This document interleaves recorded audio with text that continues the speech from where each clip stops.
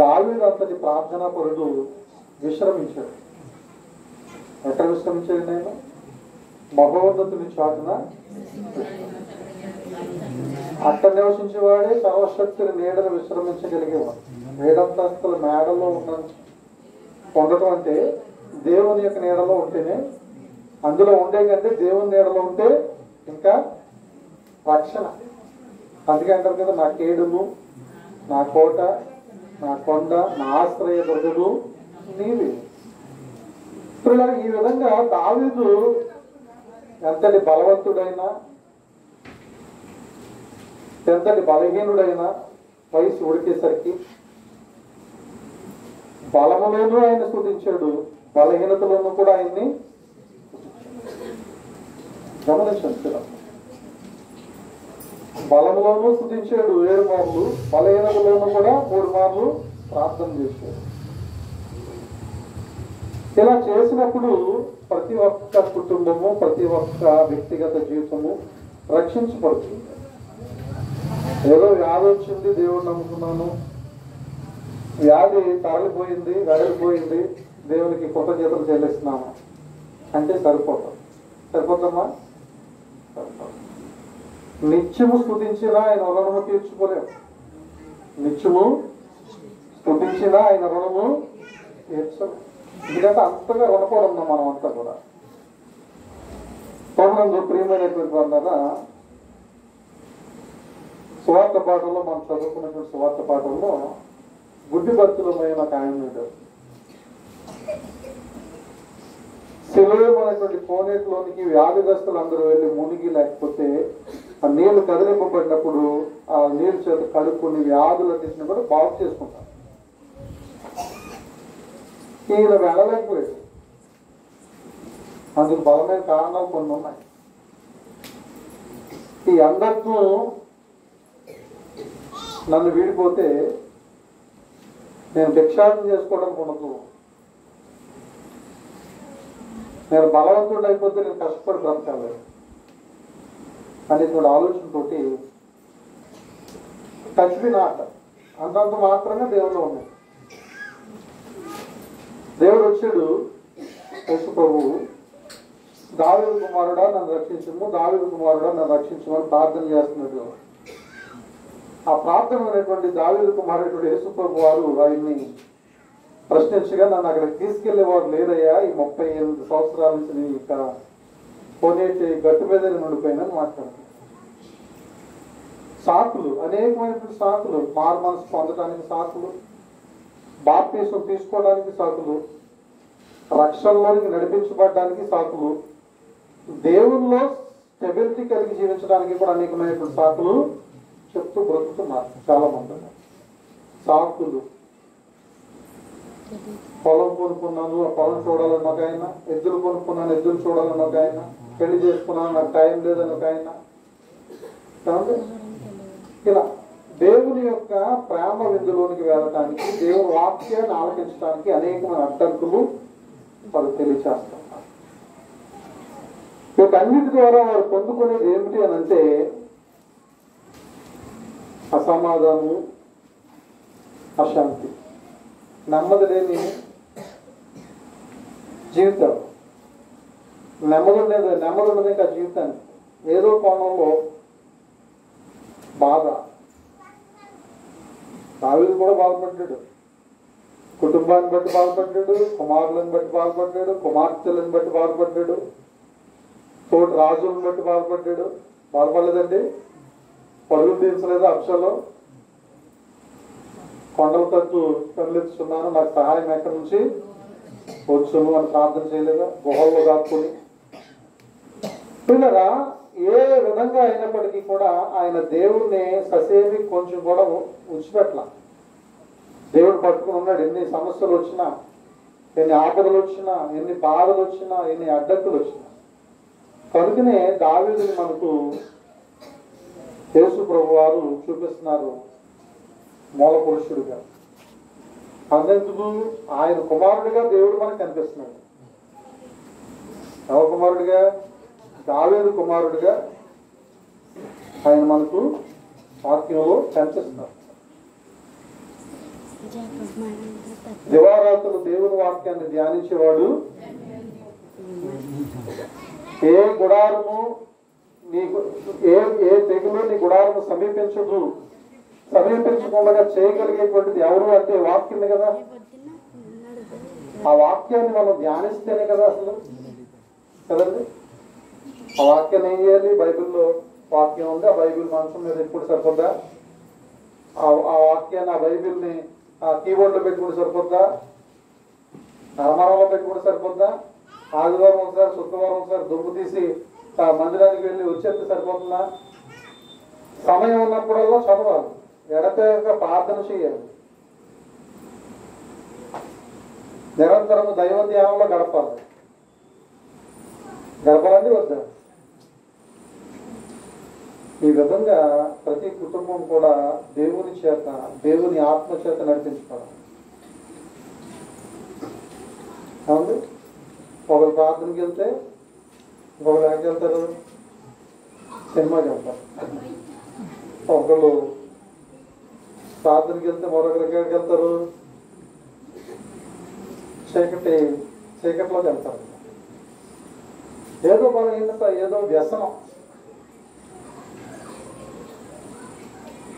అందరూ ఆత్మీయులు ఉన్నారు లేఖనాల్లో, వారందరూ కూడా వ్యక్తిగతంగా మాత్రమే బాగుపడాలని కోరుకోవాలి. కుటుంబ సమేతంగా వారు బాగుపడాలని కోరుకున్నారు, ప్రార్థన చేశారు, బాగుపడ్డారు. ఆ విధంగా మనం అందరం కూడా ప్రతి కుటుంబాల్లోనూ కూడా రాత్రి 7 అయ్యేసరికి ఏం జరగాలంటే, ఏం వినిపించాలంటే, నీతిమంతుల గుడారాల్లో ఏం వినిపించాలి? రక్షణను కూర్చునేటువంటి స్వార్థ సంగీత సునాదాలు. ఇదే కూటం 7 గంటల నుంచి 8 వరకు ఎగ్జాక్ట్లీ 1 గంట అయినా ప్రతి కుటుంబాల్లోనూ కూడా జరగాలని వాక్యం తెలియజేస్తా ఉంది. ఆ కుటుంబాల్లో ఆ కుటుంబ సభ్యులు అందరూ దాంట్లో పాల్గొనాలి. ఎంతమంది అండి? ఒక్కరు లేరు పర్వాలేదు కాదు, అందరూ పాల్గొనాలి. అందరూ బాగా మనసు పొందాలి, అందరూ బాప్తిసాలు తీసుకోవాలి, అందరూ దేవుని వాక్యాన్ని ధ్యానించాలి, అందరూ దేవుని ప్రార్థించే విధంగా. వ్యాధులు, బాధలు, తల్లి గర్భం నుంచే మనం అందరం కూడా పాపులమైనాం. ఎవరండి మనం అందరం? నీతిమంతులు లేడు ఒక్కడు కూడా.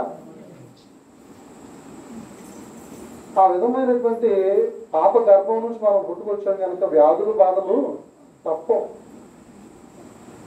యేసుప్రభువుకి తప్ప మిగిలిన వాళ్ళందరికీ కూడా ఇవన్నీ తప్ప. ఎంతో కొంత వేధిస్తాయి, బాధిస్తాయి, రోధిస్తాయి, వెంబడిస్తాయి, చివరికి ఇబ్బంది పెడతాయి. యోగుని ఎలాగ ఇబ్బంది పెట్టి అలా ఇబ్బంది పెడతాయి.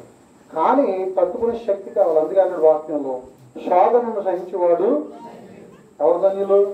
శోధనను ఎదిరించి పోరాడేవాడు ధన్యుడు అన్నాడా? సహించేవాడు ధన్యుడు అన్నాడా? శోధన సహించేవాడు,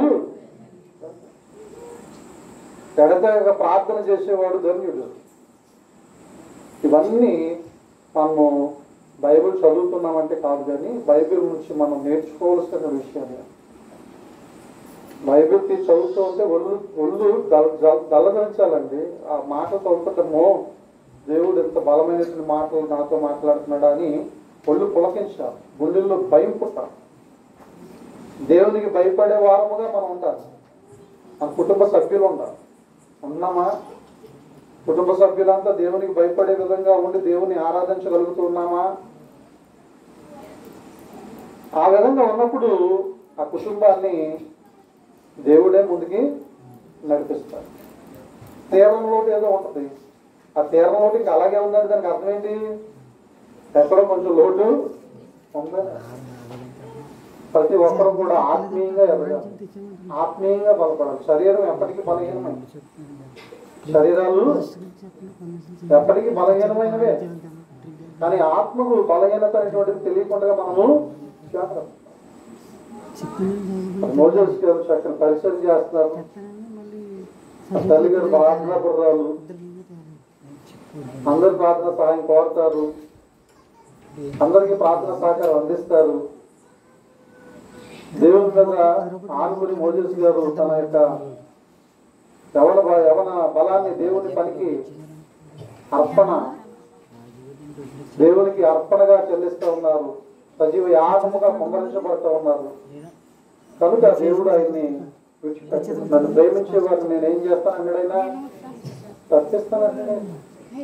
అతడు నన్ను ప్రేమిస్తున్నాడు కనుక అతను నేను తప్పిస్తాను. బాధ నుంచి తప్పిస్తాను, వ్యాధి నుంచి తప్పిస్తాను, ఇబ్బంది నుంచి తప్పిస్తాను, ఇరుకు నుంచి కూడా అన్నిటి నుంచి తప్పించగలిగే సమర్థుడు ఒక ఆయన ఉన్నారు. ఆయనే మన పరిశుద్ధాత్మ దేవుడు. త్రిత్వమైనటువంటి దేవుడు ఉన్నాడు. మనం అనాథరం కాదు, మీరు అనాథలు కాదు. మీ కొరకు వేరొక ఆదరణకర్తను నేను పంపిస్తాను. ఆయన మన కొరకు కూర్చు ప్రార్థన చేస్తున్నాడండి. మీలోకి వచ్చి మీ హృదయంలో ఉండి దేవునికి విజ్ఞాపన ప్రార్థన చేస్తున్నాడు. కేవలం మీరే చేస్తే దేవుడు వినేస్తాడా? మనమే చేస్తే దేవుడు వినేస్తాడు అనుకుంటున్నారా?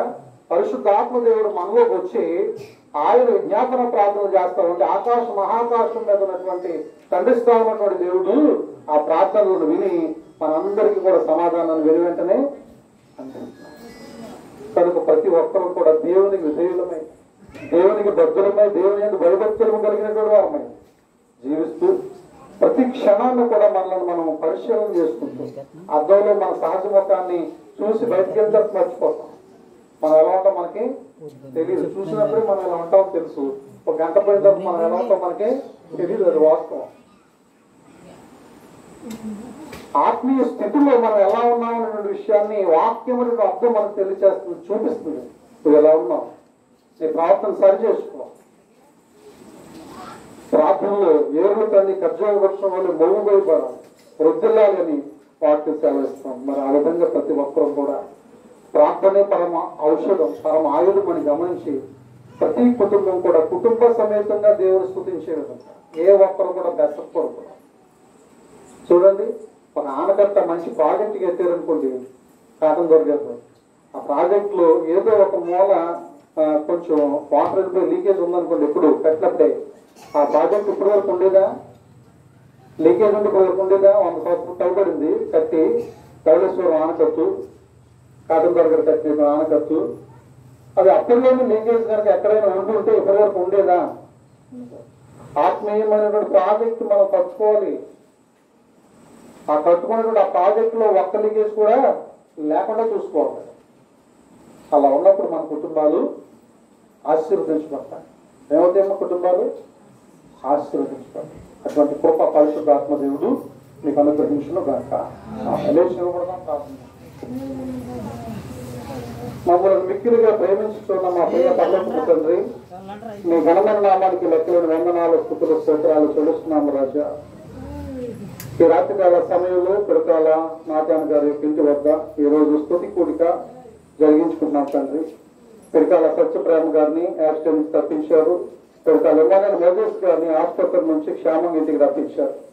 అయ్యా, బిడ్డలను బట్టి, తల్లి గారిని బట్టి, కుటుంబ సభ్యులను బట్టి, ప్రతి ఒక్కరిని బట్టి వందనాలు, స్తోత్రాలు తెలుస్తున్నాము రాజా. కూడి వచ్చిన సంగతులందరినీ బట్టి వందనాలు ప్రభు. ప్రతి ఒక్కరి పైన మీ ఆత్మను సంహరించండి. ఆయన ప్రతి అదనులు దర్శనాలు చూస్తారని, ప్రతి ఒక్క వృద్ధులు కళలు కంటారని, నా ఆత్మను మీ కుమారుల మీద, కుమార్తెల మీద సంహరిస్తారని వాక్యం ద్వారా మాట్లాడుతున్నాను. స్తోత్రాలు, వందనాలు. ప్రతి కుటుంబం ఆస్వాదించబడాలి. ప్రతి కుటుంబంలోనూ ప్రార్థన ధూపం వేయాలి. ప్రతి కుటుంబంలో ధ్యానించి అయ్యా ప్రభుని ఆశీర్వాదాలు పొందుకునే విధంగా ప్రతి ఒక్క కుటుంబాన్ని ఆస్వాదించండి, దీవించండి. మీ ప్రభుత్వ బలపరచుమని ప్రార్థన చేస్తా ఉన్నాం. ఆ మధ్యలో పెద్దలు ఉన్నారు, జ్ఞానప్రకాష్ గారు, వారికి దీర్ఘాయుష, ఆరోగ్యము, బలము, శక్తి ప్రసాదించండి. అయ్యా ప్రభు మోజేస్ గారికి సంపూర్ణమైన ఆరోగ్యాన్ని దయచేయండి. వారి తల్లి గారికి సంపూర్ణమైన ఆరోగ్యం దయచేయండి. కుటుంబం అంతటికి రక్షణ దయచేయండి.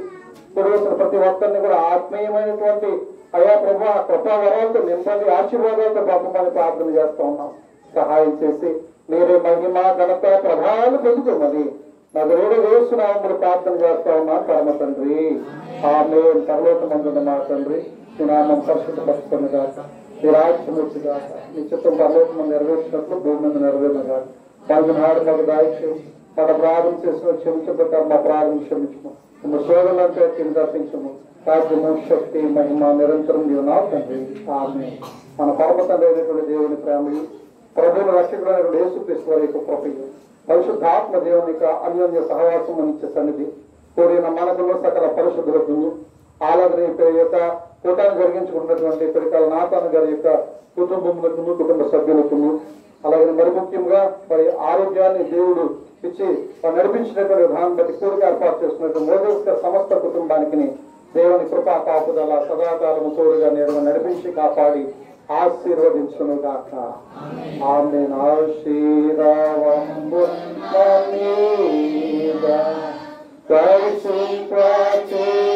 మీద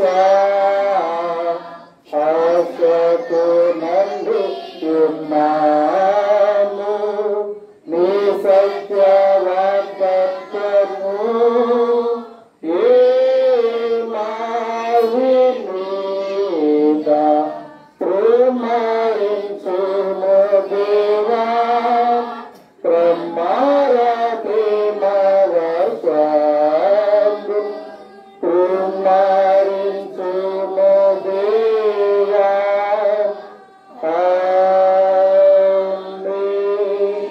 అందరికీ వందనాలు. కూర్చున్నాం.